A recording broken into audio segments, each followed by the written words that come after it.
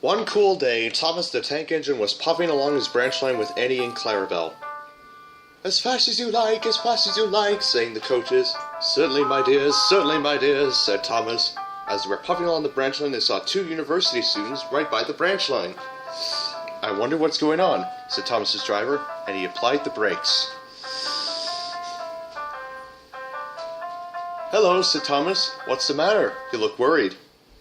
We have been, said the students. We've been locked up for 2 weeks and there's been no agreement since then. That's unfortunate, said Thomas. We should tell Sir Topham Hatt, said Thomas's driver, and they puffed off to Wellsworth to find Sir Topham Hatt. Thankfully, Sir Topham Hatt was there and Thomas began explaining.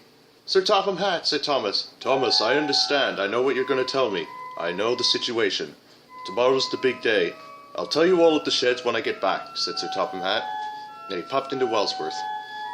Thomas was very worried, so he began to tell the other engines what happened. That night, he told the other engines what happened. Then Sir Topham Hatt arrived. Engines, as you know, university's locked out. Tomorrow's the big day.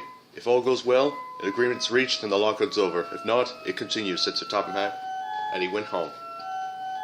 I hope everything's all right, said Edward. I really want to get back to those arrogant fools, said James.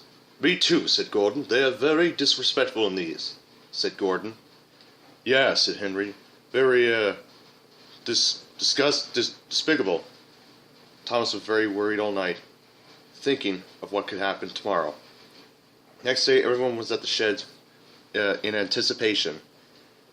Gordon, Toby, Emily, Spencer, and Thomas waited anxiously as they wanted to find out the results. At last, Sir Topham Hatt and everyone else jumped in excitement. We've reached an agreement, said Sir Topham Hatt in excitement. The lockout's over. Everyone can go back to school now and university. The engines whistled in excitement as the agreement was finally settled. Thomas was the happiest of all. And then the university students piled into all the coaches that were present at the meeting, and the engines puffed off to the University of Sodor to end the lockout once and for all.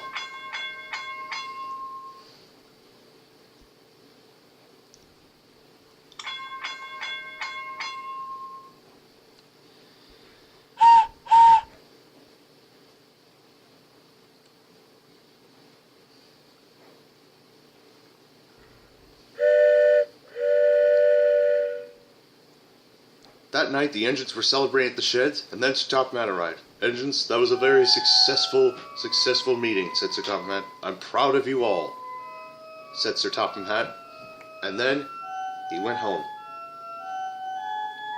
My, what a splendid outing, said Gordon. The students loved the Express. Oh, I imagine they did, said James. Can't wait till next time. Yeah, me too, said Henry. I imagine they'd like to go for a ride in the Express with me. Well, they liked my coaches, said Emily. And Henrietta, said Toby. Great job, everyone, and great job, Thomas. You helped out a lot, said Edward. Thank you, said Thomas, and then the engines went to sleep.